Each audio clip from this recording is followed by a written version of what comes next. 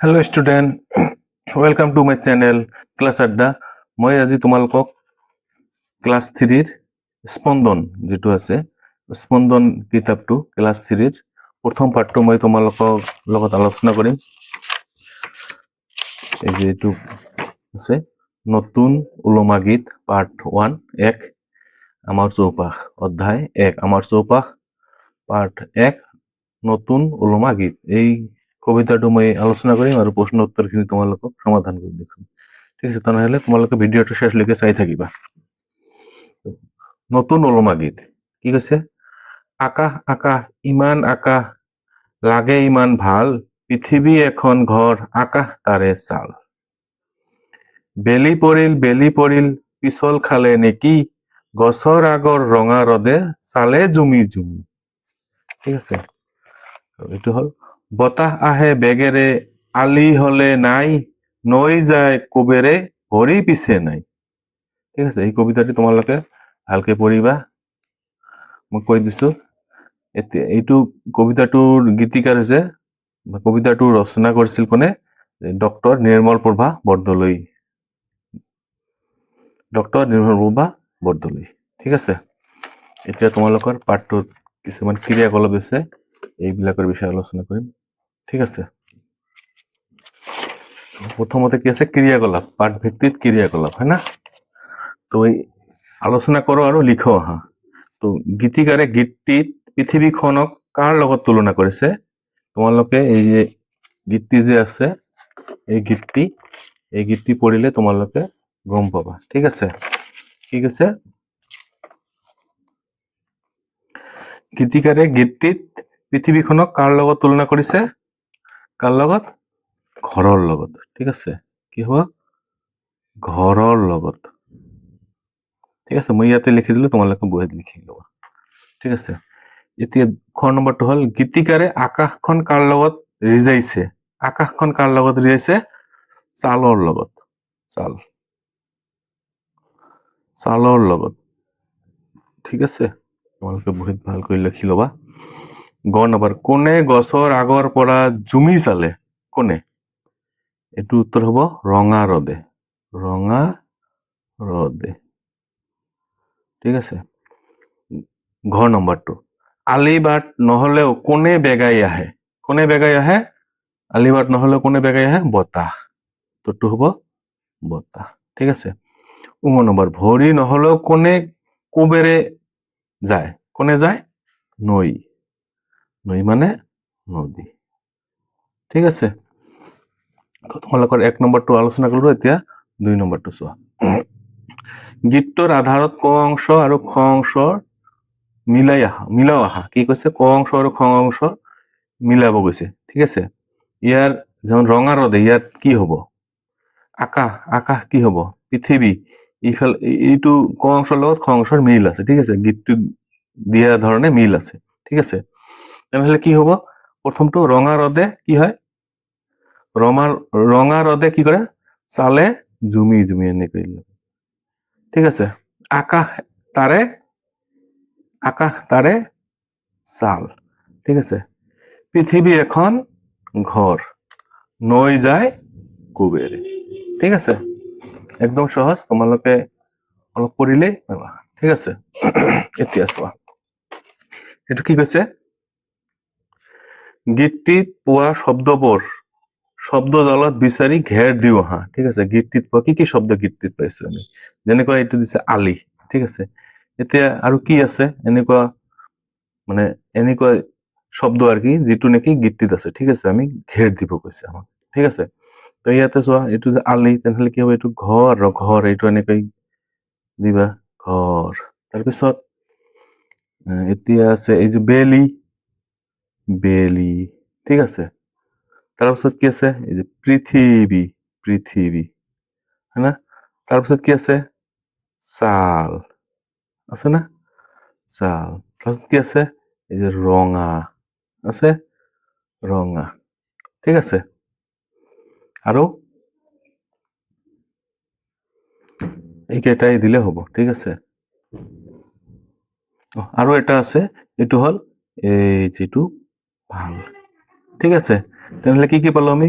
ঘৰ পালো, তাৰপিছত বেলি পালো, ৰঙা পালো, পৃথিৱী পালো, ছাল পালো, ভাল পালো, আৰু এটা দিয়া আছে এইটো আলি। ঠিক আছে, তোমালোকে ধুনীয়াকৈ কৰিবা। এতিয়া চোৱা 3 খ। উদাহৰণত দেখুওৱাৰ দৰে তলৰ শব্দবোৰ খালী ঠাইত একোটাকৈ আখৰ বহুৱাই নতুন শব্দ সজাৰ খেল খেলো আৰু লিখো আহা। ঠিক আছে, ইয়াতে যেনেকে আছে আকাশ, ঠিক আছে, আকাশৰ নিচিনা কি হৈছে, এইটো খালী ঠাই এটা দিয়া আছে। ঠিক আছে, তো এই খালী ঠাইত যিকোনো এটা কি বৰ্ণ বহাই আমি এটা যাতে শব্দ হয় আর কি। ঠিক আছে, আমি বহাই দিম। ঠিক আছে, ইয়াতে কি দিছে আকাশ, আকাশ, তাৰপিছত কি দিছে সৰেয়া কয়কাৰ কা, আৰ কি আছে ইয়াতে খালী ঠাই আছিলে, আমি দিছো কি আকাৰ। ইয়াতে কি প্ৰকাশ, পয়ৰ ফলা প্ৰ কা তালি বস প্ৰকাশ। ঠিক আছে, ঠিক এনেকৈ ইয়াতে কি হব পৰিল, ইয়াতে কি আছে পৰিল, এইটো কি হব আমি কি দিব পাৰো পমিল, দিব পাৰো পমিল, আৰু এটাতে কি দিব পাৰো হাৰিল। ঠিক আছে, পমিল, পৰিল, পমিল, হাৰিল। ঠিক আছে, তাৰপিছত এইটো কি আছে আগৰ, হয় না, ইয়াতে কি আছে গ আৰ ৰ আছে, যিকোনো এটা বর্ণ দিলে যাতে এটা অর্থ বুঝোয়া শব্দ হয়। ঠিক আছে, এতে আমি কি দিম টগর।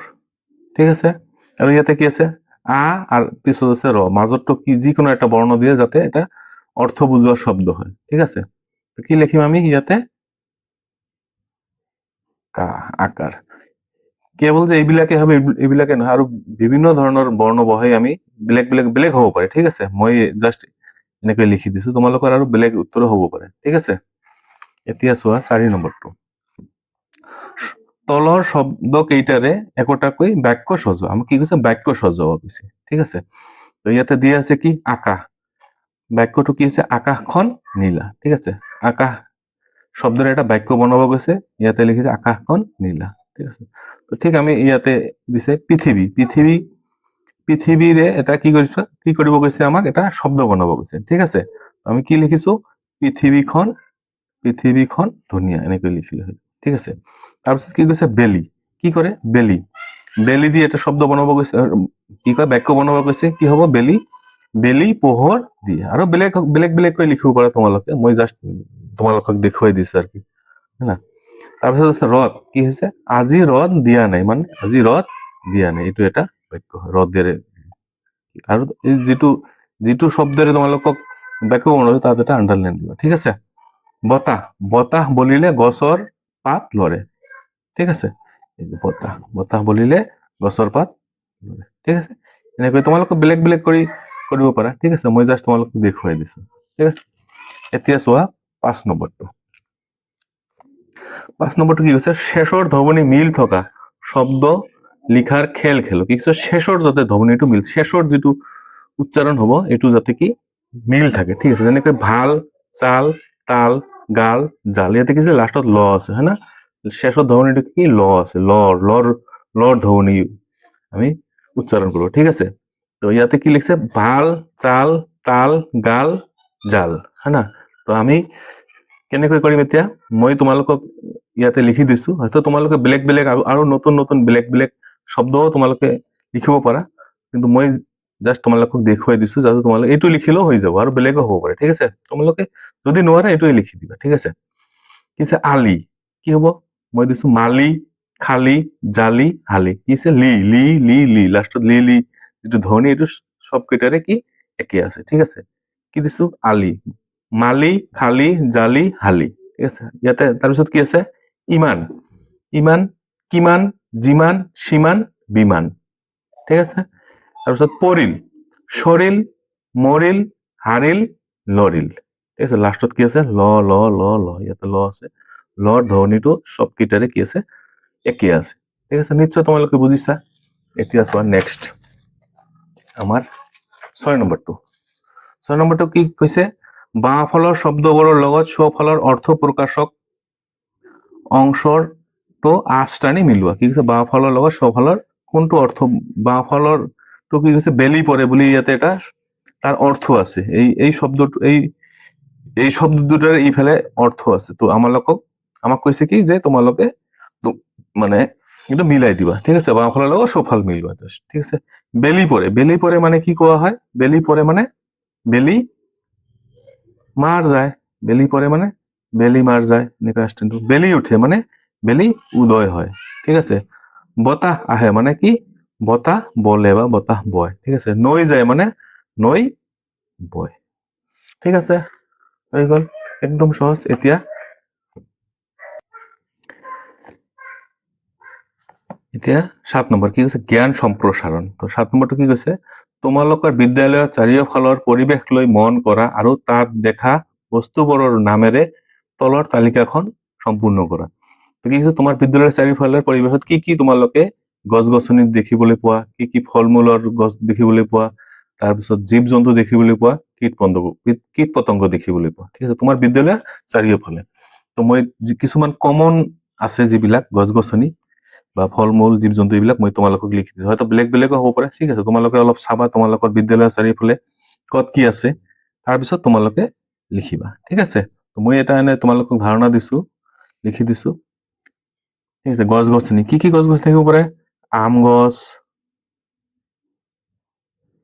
তাৰপিছত আমাৰ কঁঠাল গছ, তাৰপিছত আমাৰ তামোল গছ, সাধাৰণতে এইবিলাক থাকেই বিদ্যালয়ৰ চাৰিওফালে। তাৰপিছত কলগছ, ঠিক আছে? তাৰপিছত বাঁহৰ গছ,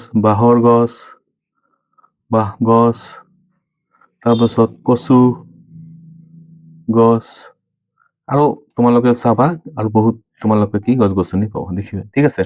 এতিয়া ফল আৰু ফুল কি কি ফল ফুল পোৱা যায়? যেনেকৈ আম পোৱা যায় সাধাৰণতে, তাৰপিছত অমিতা,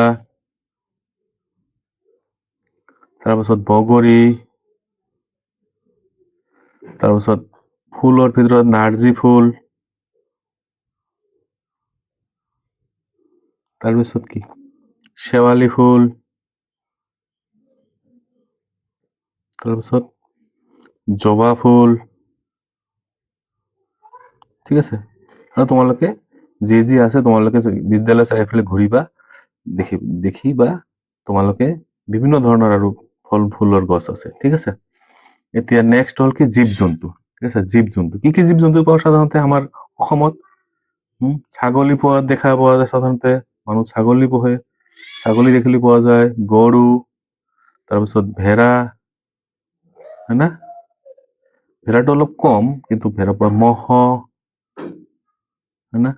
তাৰপিছত কুকুৰটো আছেই, মেকুৰী, হয় না? তাৰপিছত গাহৰি, হয় না? ঘোঁৰা, ঠিক আছে? আৰু বিভিন্ন ধৰণৰ তোমালোকৰ বিদ্যালয়ৰ চাৰিওফালে অলপ চাবা, দেখিবা, ঠিক আছে?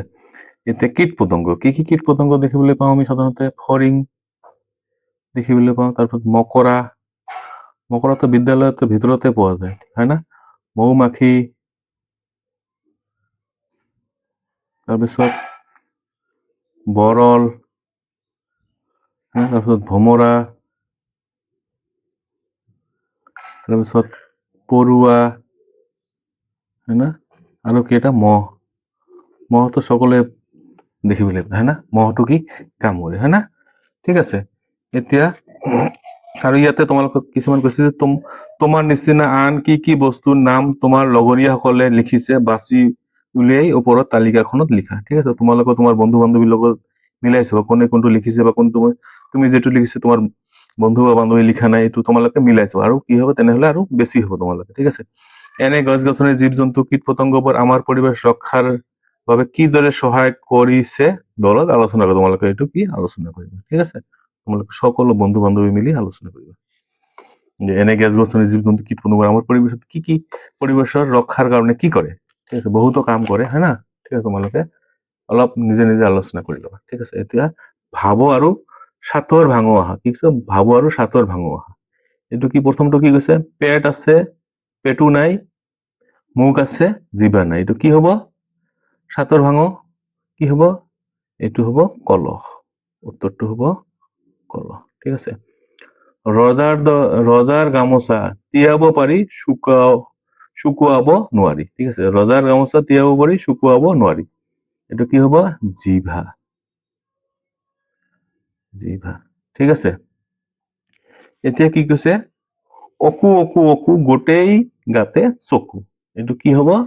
এইটো হব জাল। ঠিক আছে, মাছ মৰা জাল। ঠিক আছে, আৰু তোমালোকে তলত এটা দিছে শুনো আৰু গাঁও আহা। এইটো তোমালোকে সুন্দৰকৈ পঢ়িবা। ঠিক আছে, গাবা তোমালোকে, হা, বন্ধু বান্ধৱী মিলি। ঠিক আছে, তো পাঠটো এইটো ছবিটো তোমালোকে নিশ্চয় চিনিছানে? কোনে এইটো? ডক্টৰ ভূপেন হাজৰিকা দেৱ, হয় নহয়? আমাৰ ডক্টৰ ভূপেন হাজৰিকা দেৱ, হয় না? তো তোমালোকৰ আৰু এটা দিছে, এইটো হাতে কামে কৰা, হয় না? হাতে কামে কৰা। তোমালোকে এইটো ঘৰত ট্ৰাই কৰিব। তোমালোকে এটা প্লাষ্টিকৰ বটল ল'বা। ঠিক আছে, এই যে ইয়াতে কি হৈছে, কি প্লাষ্টিকৰ বটল এটা লাগিছে, বটলৰ সাফৰ মানে এইটো সাফৰ মানে বটল যে বন্ধ কৰে, এইটো কোৱা হয় সাফৰ। এইটো, হা, মুখা আমি সাধাৰণতে মুখা কওঁ। মুখাটোল 4টা ল'বা, ৰছী এডাল ল'বা, লোৰ শলা ল'বা। ঠিক আছে, এডাল লোৰ শলা এডাল কি কৰিবা? ফুটা কৰিবা গৰম কৰি কৰি, হয় না? আৰু বাঁহৰ শলা 2ডাল আৰু ৰবৰ 4ডাল ল'বা। লৈ তোমালোকে এইটো যেনেকৈ কৈছে এনেকৈ তোমালোকে ধুনীয়াকৈ এটা কি কৰিবা। ঠিক আছে, তো এইখিনিয়ে আছিল। তোমালোকে নিশ্চয় বুজি পাইছা, আৰু যদি ভিডিঅ'টো ভাল লাগিছে এটা লাইক কৰি দিবা আৰু চেনেলটো সাবস্ক্ৰাইব কৰি দিবা। ঠিক আছে, থ্যাংক ইউ ফৰ ওয়াচিং।